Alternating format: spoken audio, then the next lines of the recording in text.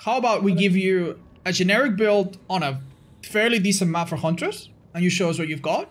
He's playing fairly casually in terms of builds and stuff, and map, I think. So, oh, okay. Yeah, you guys go with your normal setup. Maybe for the next match, we'll put you all together, and you can go a bit more try-hard. How about that?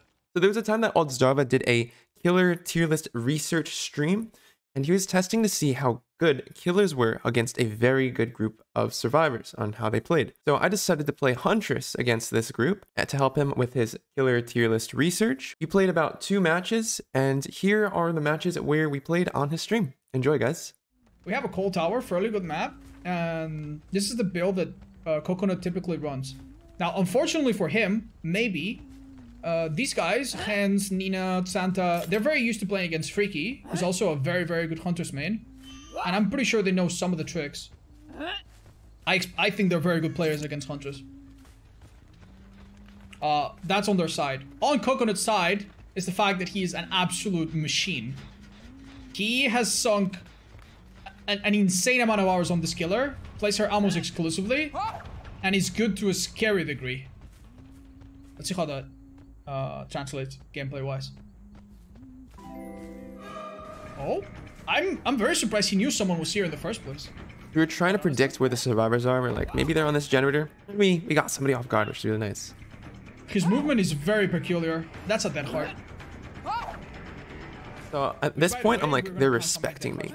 They're very aware of Huntress being able to take advantage of certain positions. So I was like, okay, these guys are actually not that bad. His camera movement is insane, dude. Oh my god. Why does he spin like that?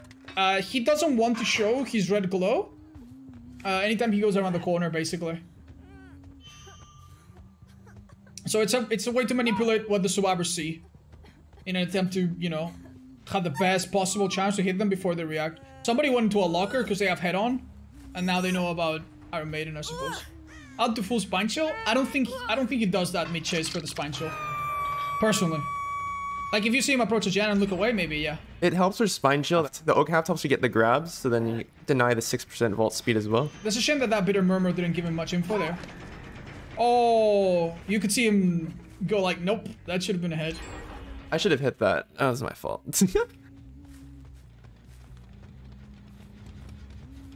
Careful sprint burst. From Nina, I think. He's gonna use it now. I was like, okay, this guy's got sprint burst. We should probably just drop this chase, right? Maybe? See, it's not just that hard. That was great. And you think you would drop that pallet, but it's not so easy, dude. Nice try, nice try. We're trying to go for picks. And Nina both dropped it. Trying to control the map. Even though we're chasing somebody, we want to try to be like, we're surprising them. Being like, oh, he's chasing me, he's chasing me. That's what their comms are. But then when you throw a hatchet out of nowhere to hit the other people, it just makes Swift really flustered. He's got an extra hatchet. He can land it, maybe. He's got a great idea of where everybody is in the team now. But he needs to reload after this, maybe. Have you noticed how well Hens makes the survivor, the killer, waste an extra 10 or 15 seconds when he's got nothing to go off? He loves to run the killer on tight objects like that. And I'm really surprised they were actually going for flashlight saves here, or like firecracker saves. Mind you, one thing worth noting, none of the survivors today have ever brought a toolbox.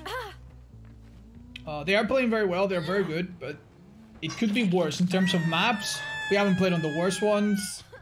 So, yeah, I don't know. It could be better, it could be worse. Is this a VOD review? No, a live analysis learning session. So right now we have a hook. I'm going to try to win. So I'm assuming this is a comp team at this moment. So I'm like, if we get a kill early game, we can get the win late game. No nurses, but eventually you did find them.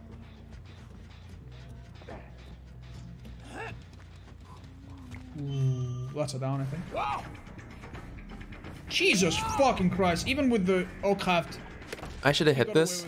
Nice one. I didn't predict it though. Maybe uploading these matches to YouTube. Great question. I think I'll maybe pick a selection of the best if that's okay with everybody.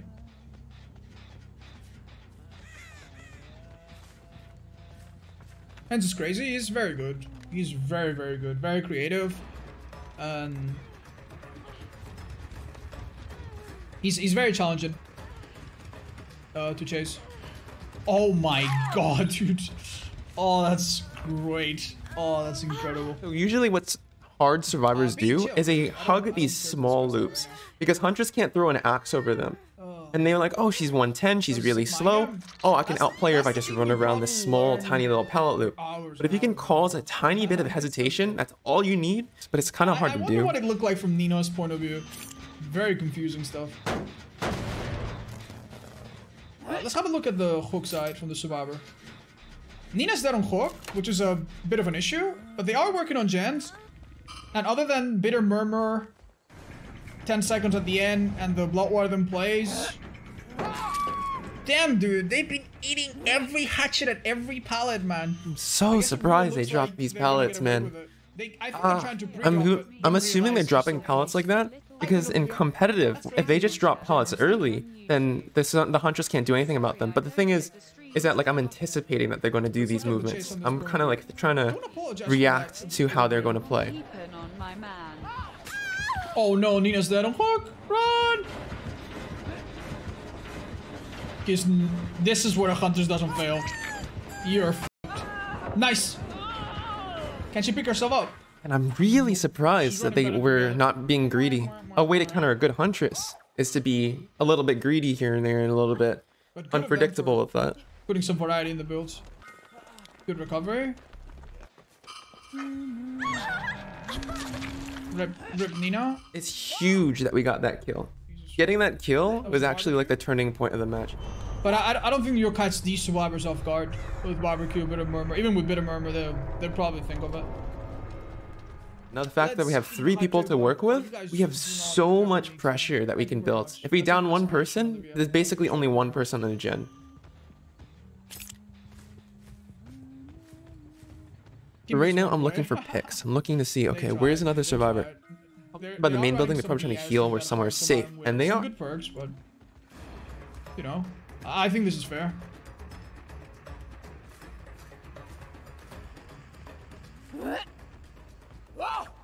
I love how Coconut is super fucking ambitious with everything he does.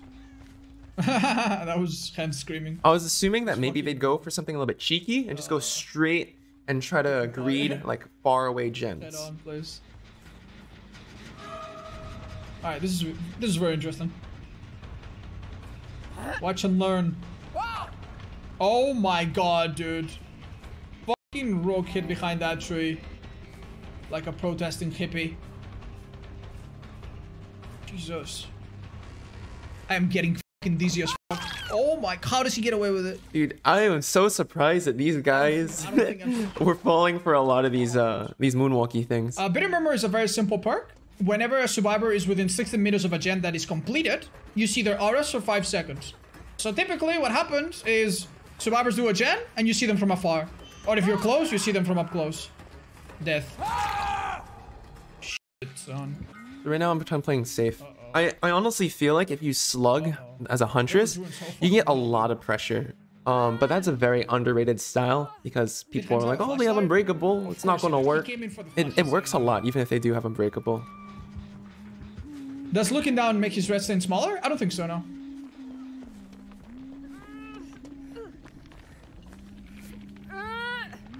Oh, shit. Unavoidable. BT? Nope, he downed the person. Hi, Aisha, welcome back. So Thank you. happy to catch stream today. Hope you're all well. I am very well. Thank you. Diaz? No, wait, you're the person that... Shit, dude. Pulled out of the locker with evil intent.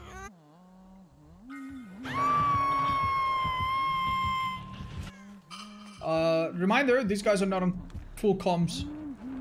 So at this moment, I'm thinking to myself, oh wow, we actually got the kill. We have 2 people on the ground. This is huge. There's no way that we don't lose this game. There's literally 0 chance. What is this wizard gonna do?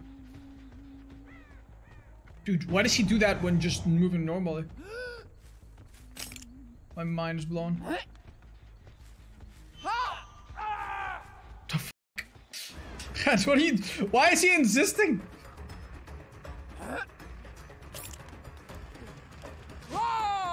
Oh, that was a bit of a mistake though. I messed up there. I'll admit that. That was a bad M1. You can't always play perfect. Okay. Alright.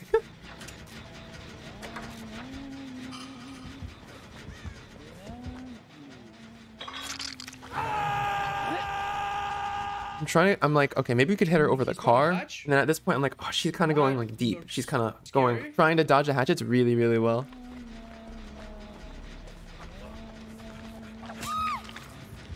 That was a fucking disaster, dude. So I'm just gonna pick her up. We're not gonna do like a slug to win. At this point, I feel like we won, so I kind of play around a little bit in this match in particular.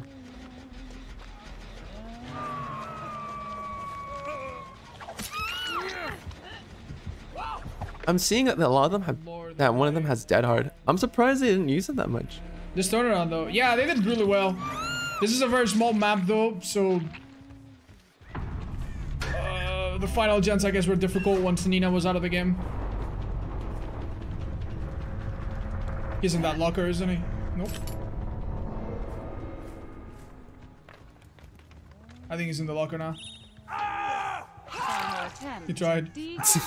I think I anticipated the head on there too. Hi Huntress. I'm sorry, I think I read that earlier, but custom games is an optional menu, like Overwatch. Alright, dude. So, in this match, I think this is the first time that these guys have went against a really weird moonwalking like style. A lot of it was just like very clean movement. We're not letting them abuse our 110 like speed. If we hit our snipes, we win off that. But if we're unpredictable and they can't predict what they're going to do, we're going to get the downs, and that's going to get us the win. But the issue with that is it's very hard to do. I think we did very well that match, though. All right, guys. Respect for running head-on against this fucking killer. I'll pull you guys together now, if that's okay. You don't need to all run the exact same builds. You don't need to like assume that it's a Huntress, but bring better stuff. I'll ask Coconut to do the same, but you'll be playing with full comps now. You can bring stronger stuff. Coconut will be asked to sweat a little bit. Right, so we've asked Coconut to sweat it a little bit. It seems like he's gone for a Deer Stalker, quick reload build with Corrupt, and Bitter Murmur. This build was actually inspired a little bit about how Zubat and Scott like to play. They like to slug a lot. You can get so much pressure off of Deer Stalker, even if they have Unbreakable. With everyone on comms, I wouldn't be surprised if they try to out-stealth Corrupt. I don't think they're not going for that at all. We have the same add-ons, 7 hatchets, which is insane. And that add-on that lets you do that. There's the Octap. Octap is freaking insane, dude. I'm still in disbelief that she can do that. Compared to other killers, dude, where you have 6-second cooldown for breathing in the general direction of survivors. So on barbecue, we see that they're like a little bit mid-range. Start heading over there. I would be surprised if I didn't go inside the building here. Many of them are streaming, unfortunately. But you can check if they're live. I think 1 or 2 of them are. Good attempt.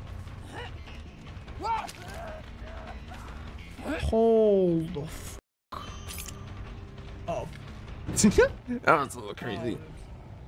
Ah. He's gonna get a hit here. Best we can hope for is just to. Oh! That was a good dead hard. Oh my god! Dude, I don't know what Ace was doing. Yeah, I'm playing super safe. So during this entire time, I'm just making sure, like, okay, we're gonna hit these shots, we're gonna preserve our hatchets. Even if it takes like an extra 2 to 3 seconds to hit the shot, it's worth it if I can guarantee that I'm gonna hit the shot. Good lord. I don't think this is such a middle. I think this is a very good map for him, actually.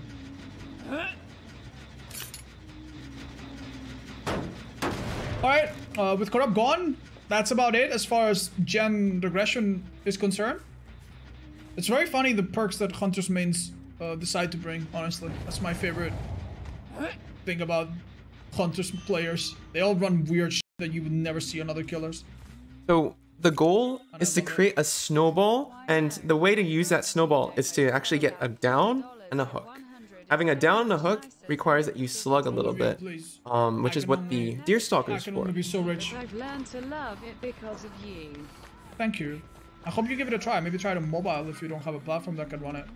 Thank you so much for the $50. What can I say? Alright, I'm honestly invested in this.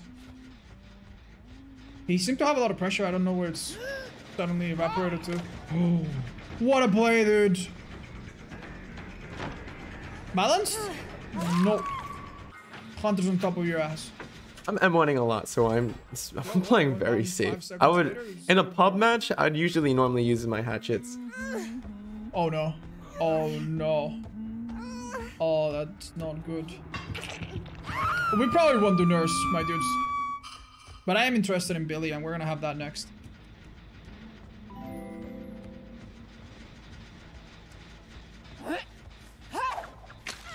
Oh! Fuck me. That had a good shot at landing too. Jesus Christ.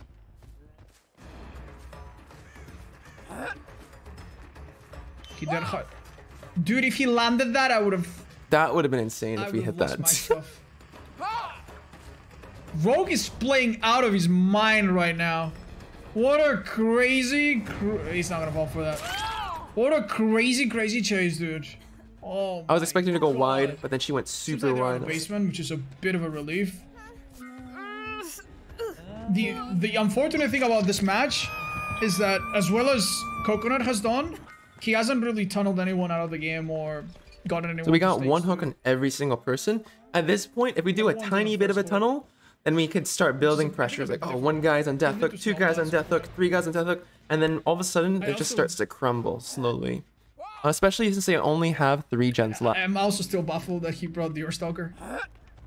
I understand the plan, but still. Do you see how fucking tight that hitbox is? He doesn't give a fuck.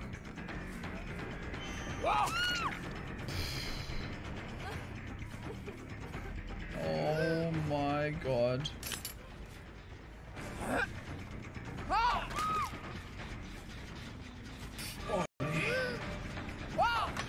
That was a great move by Hens. At this point, I'm being a little too greedy.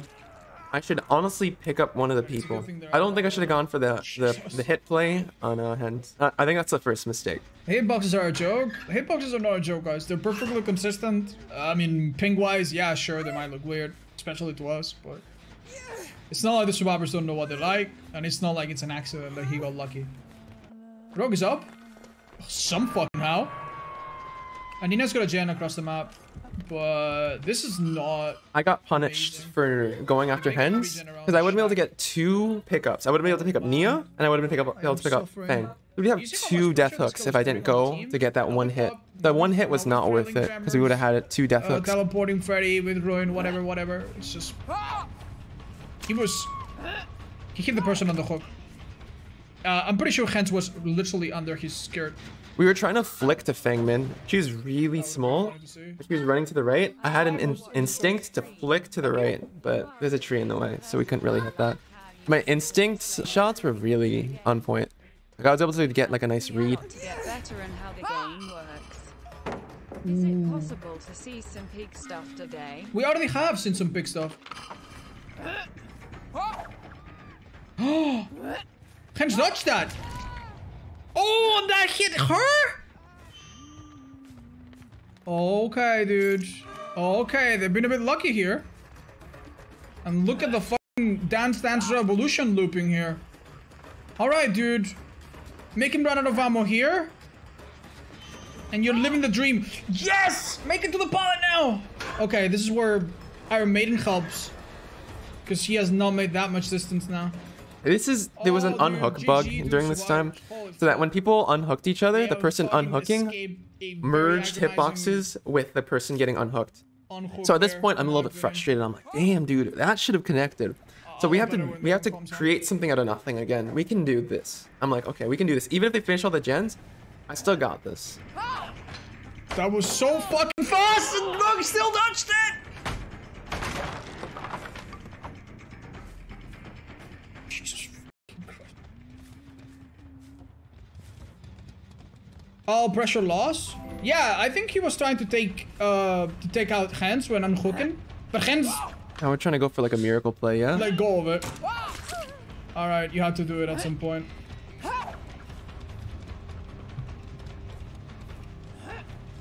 In before, 6 of you fuckers tell me, oh, these are the survivors I play against every match, dude. This is my matches every time. Okay, dude. Alright. Good stuff from everybody. So this is what we can build pressure off of. We're going to try again. This is the good old-fashioned Deer Stalker classic DBD style. We're going to see from the survivor's point of view to see the hook stages, because we haven't really been paying that much attention. Things are looking a lot better for them. In terms of gens, but the hook stage... Oh my god. He needs to unhook from... Oh god. That was iframes? Oh, that's that was BT. And that was a miss. That's okay. Oh, dude. Oh, shame. That's perhaps the first time he's actually missed. Like, from up close, like that.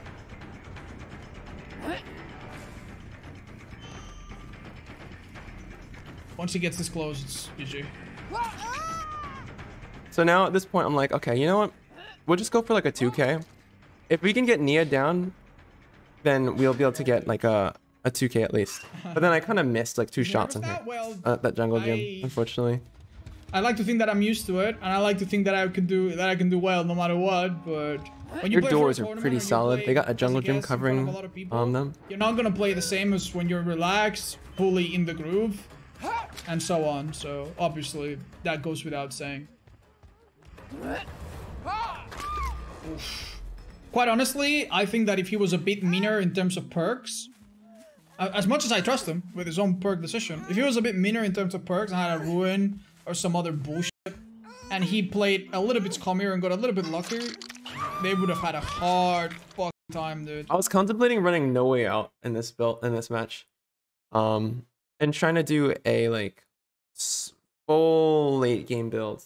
The survivors played really well. They got the gens done really fast. They saved their teammates on time, and yeah, they were able to try to dodge my hatchets. They may have gotten caught off guard with a couple things, but I still think that was a solid match. Survivors did really good. I think we did pretty good, but I honestly feel like we could have played a little bit, even regardless of the mistakes. And yeah, hopefully you guys enjoyed this. But yo, thanks to Otz for letting me go against the Swift that he was using for his killer tier list. And yeah, hope you guys enjoyed this. Thanks for watching, guys.